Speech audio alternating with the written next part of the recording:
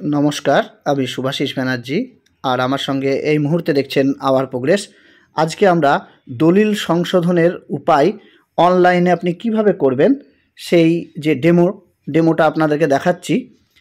আপনারা এই যে ম্যানুয়ালটা দেখতে পাচ্ছেন, এখানে প্রথমেই আপনাদেরকে যেটা আসতে হবে সেটা হলো ডব্লিউবি রেজিস্ট্রেশন যে ওয়েবসাইট রয়েছে সেখানে আপনাকে আসতে হবে এবং আপনারা দেখতে পাচ্ছেন এখানে লাল কালি দিয়ে মার্ক করা হয়েছে লিগেসি ডিড ভেরিফিকেশন। এখানে আসতে হবে আপনাকে, এখানে ক্লিক করতে হবে।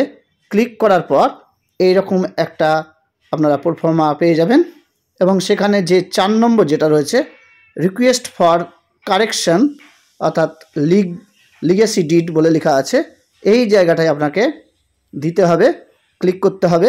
ক্লিক করার পর আবার নিচের দিকে আসবেন।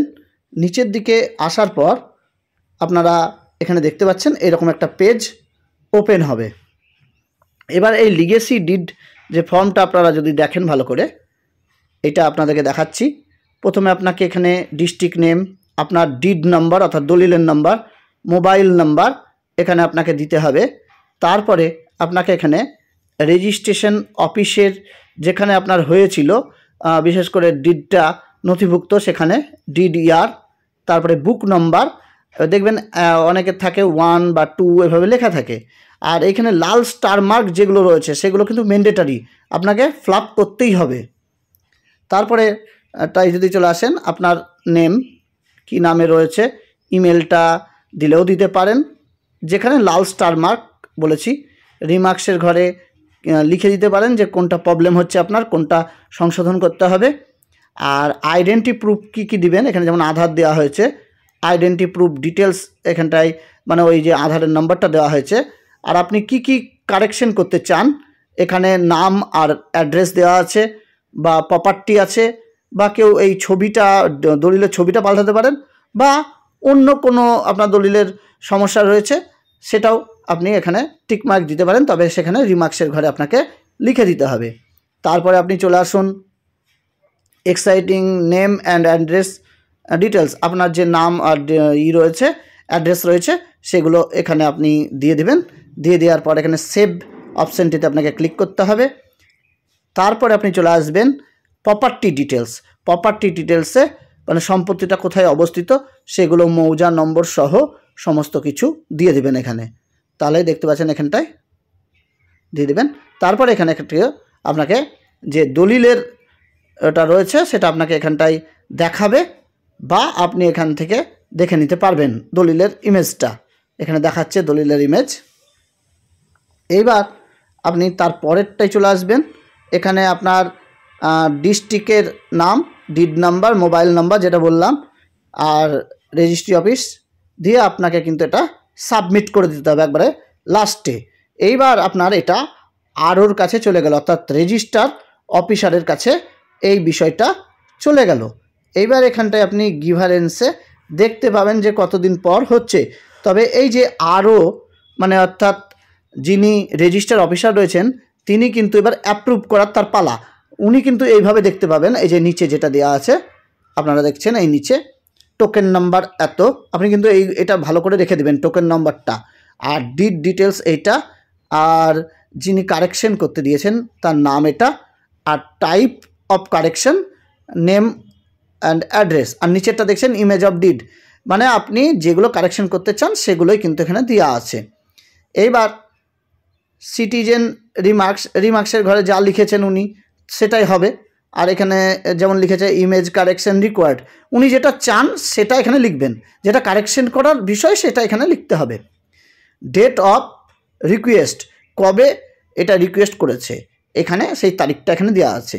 স্ট্যাটাস টোকেন নাম্বার জেনারেটেড, মানে টোকেন নাম্বার জেনারেট হয়েছে। এইবার কিন্তু অ্যাপ্রুভ করতে গেলে সিলেক্ট অপশানটা আরও দেখবেন।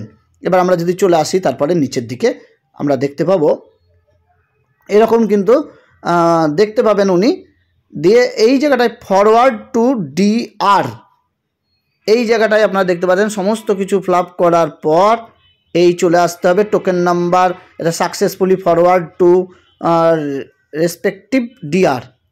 এখানে ডিআর মানে আপনারা জানেন ডিস্ট্রিক্ট রেজিস্ট্রার যিনি রয়েছেন তার কাছে চলে যাবে এ বিষয়টা। তাহলে রেজিস্ট্রার অফিসার ডিস্ট্রিক্ট রেজিস্ট্রার অফিসারের কাছে ভেরিফিকেশনের জন্য পাঠাবেন।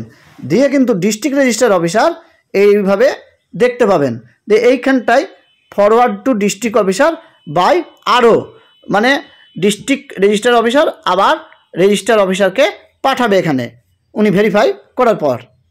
এইবার এইভাবে চলে এলো, আপনারা দেখতে পাচ্ছেন details of citizens and token, এইভাবে দেখতে পাবেন।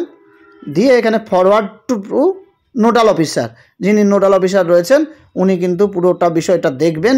দেখার পর এইটা এখানে প্লিজ অ্যাপ্রুভ বলে লেখা আছে রিমার্কসের ঘরে, এখানটা কিন্তু অ্যাপ্রুভটা উনি করবেন।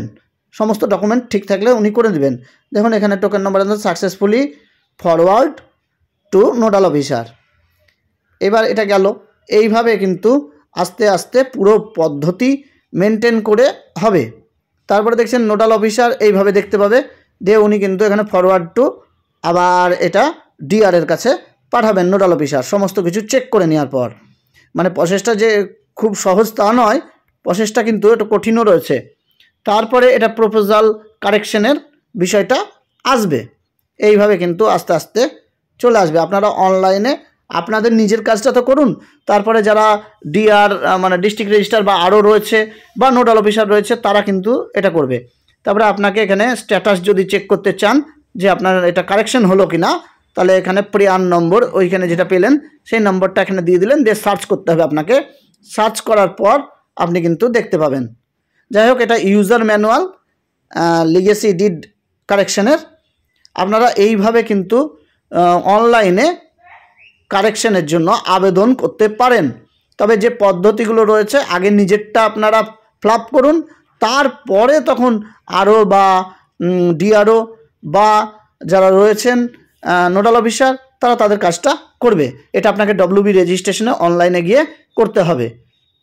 ধন্যবাদ ভিডিওটি দেখার জন্য। আমি শুভাশিস ব্যানার্জি আজকের মতো বিদায় নিচ্ছি। আবার পরবর্তী ভিডিওতে আপনাদের সঙ্গে খুব শীঘ্রই দেখা হবে।